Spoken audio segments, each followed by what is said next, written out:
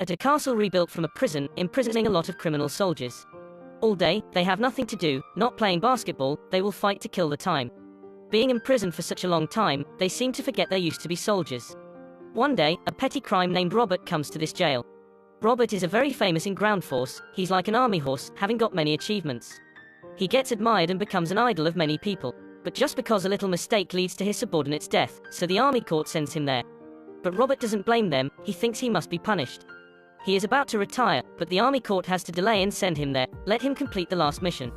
Robert simply just wants to return home safely, and spending the last of his life with his wife and lovely nephew. That warden is also the person Robert really respects. He has never joined battle before, but he takes interest in collecting weapons. Especially military books Robert writes, he really likes them. But Robert doesn't like his weapon collection, cause he thinks it's just for those who have never been on the battlefield before. As for collectors, it presents a period of history, but as for him, it just gives him grief. The warden takes a book from a bookshelf, on which prints Robert and wants to get the idol's signature. But hearing what Robert said, he suddenly changes attitude. The warden begins to feel hostility toward Robert. He throws the book back to the shelf, and ending the conversation with Robert. Suddenly, a prisoner comes to send the warden stuff. He shows Robert respect, the warden berates him for his action, he says Robert is just a prisoner now. So he doesn't need to do that. The warden also emphasizes it's the rule. The next day, the warden just allows prisoners one time for playing basketball, which makes them fight together to get this shot.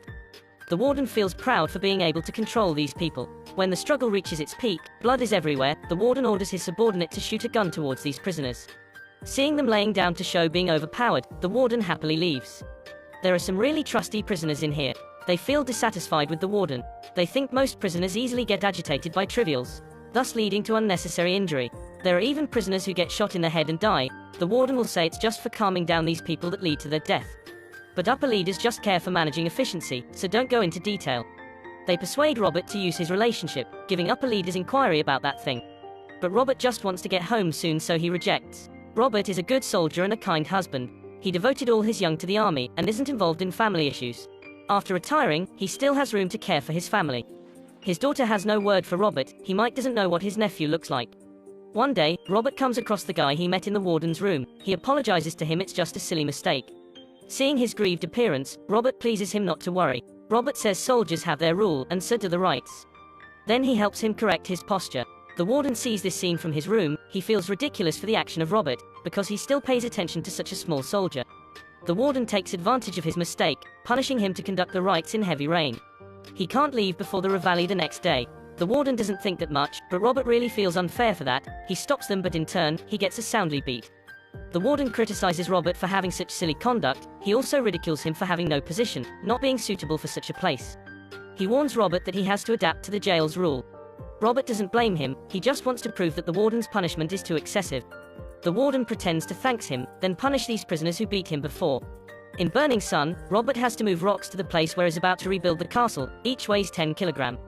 All prisoners gather around and bet he can't go through this. But Robert never gets overpowered by difficulty. In such harsh weather, he uses up all his energy to finish the mission. No saying, no blaming, he takes off the shirt full of sweats, showing up the back with lots of injuries behind. Then they realize its scars remained after many battles he joined, such making the crowd get touched by his willpower. The crowd keeps on encouraging Robert. By his strength and willpower, Robert eventually can move all these rocks to their destination in the praise of everyone. But the warden will never let it go easily, he isn't content with Robert's dash. He commands, Robert has to keep on until dinner time, plus, moving these rocks to the old place. He knows the warden wants to embarrass him, but having no blame, keeping moving rocks. The bugle call finally sounds, a man comes to him and asks why he has to risk his life to help the warden build that castle. He responds simply, it's not him, it's everyone's.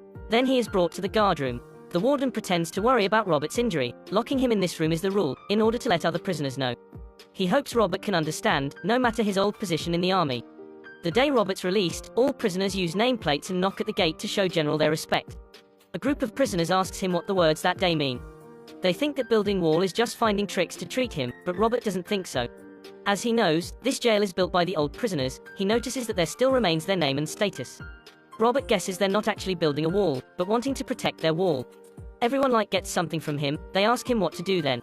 Robert then points at Mark and tells them to ask him. His father is a stonemason, so in this stuff, he must know more than others. First, he tells all prisoners who are building that wall, it's not firm, but some bad prisoners don't care about his words. Suddenly, everyone makes a concerted effort to push that wall, which is easily collapsed by a single blow.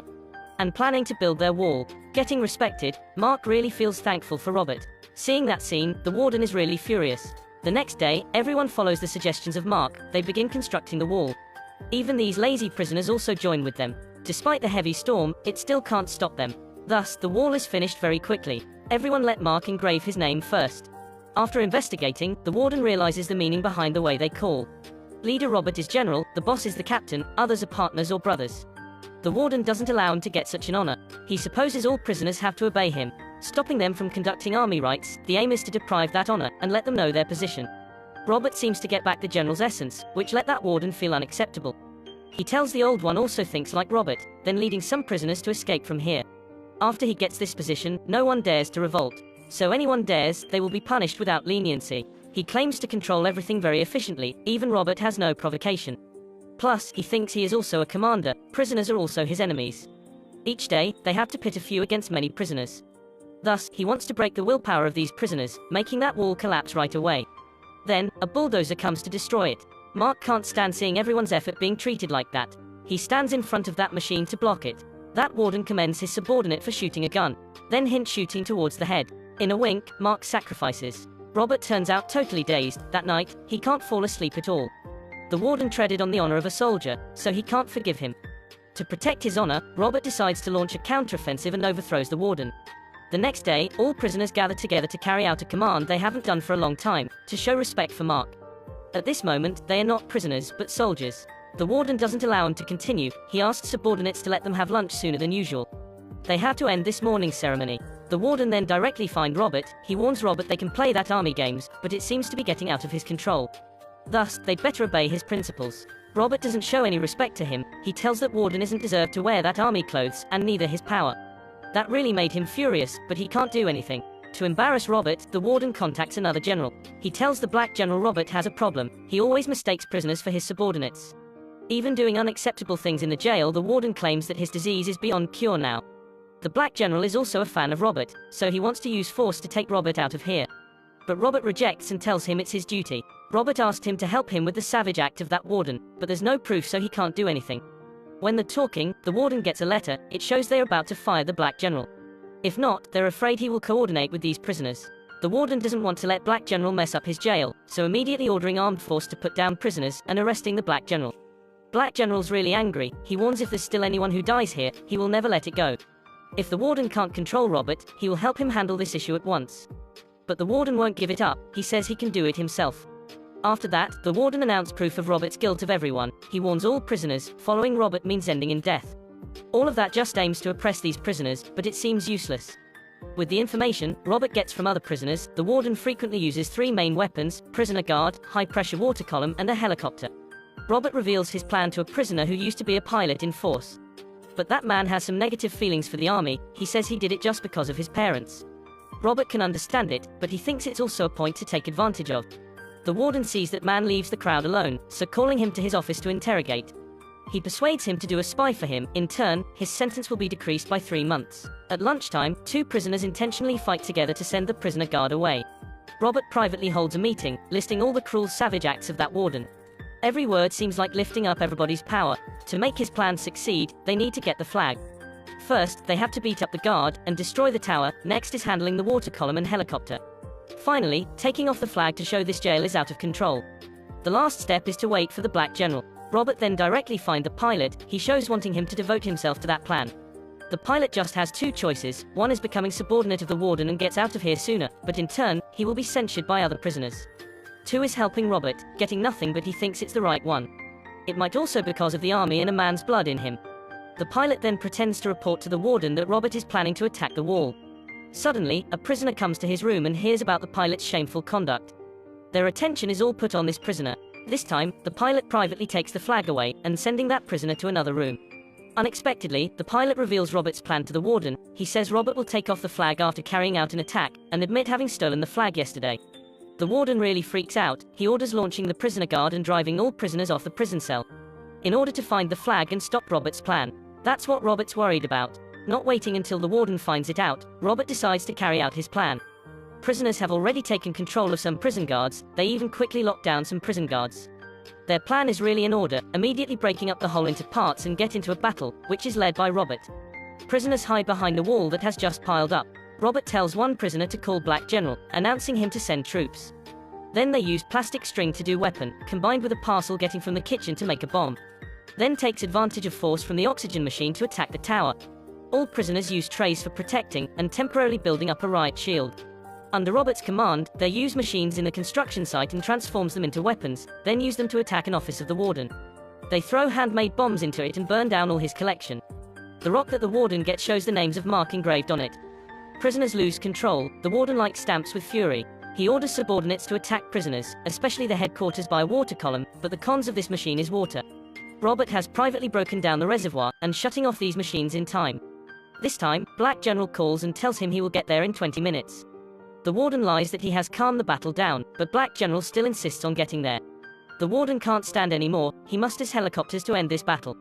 That's what Robert is waiting for. He let other prisoners take hooks and stick to water columns. When helicopters get closer, they will draw off water, then let the pilot get on through the iron chain, and getting rid of these helicopters. Then that pilot controls the helicopter and destroys the last tower. This time, the warden just has only one troop. Robert gets the flag and calls everyone to mass. When the flag is raised, it shows they win. This time, the warden with his troops also comes. He tells Robert to drop weapons to the ground, or else he can't be sure what will happen. Prisoners stand still. Unexpectedly, Robert turned overpowered, then ordering all prisoners to lie down and grab a flag and come toward the flagpole. The warden can't stand seeing Robert take away his flag, because it means his jail is falling into enemy hands. He orders subordinates to kill Robert, but no one dares to shoot a gun towards the general. Even the most loyal subordinate of the warden also defies his order. The warden loses his mind, grabs a gun and shoots Robert. Robert uses his remaining strength to raise the flag, but finally, he can't finish his last mission. It turns out that's just a trap in this plan. The warden did take his bait and got arrested right after that. Even though they're not in the real battle, the army blood still flows in every soldier here. Robert must be able to leave this jail and spend his life with his family, but he doesn't. He can't bear seeing army honor being trodden on like that. So he decides to recover his power and take back the right for everyone here. Okay, that's the end. See you next time.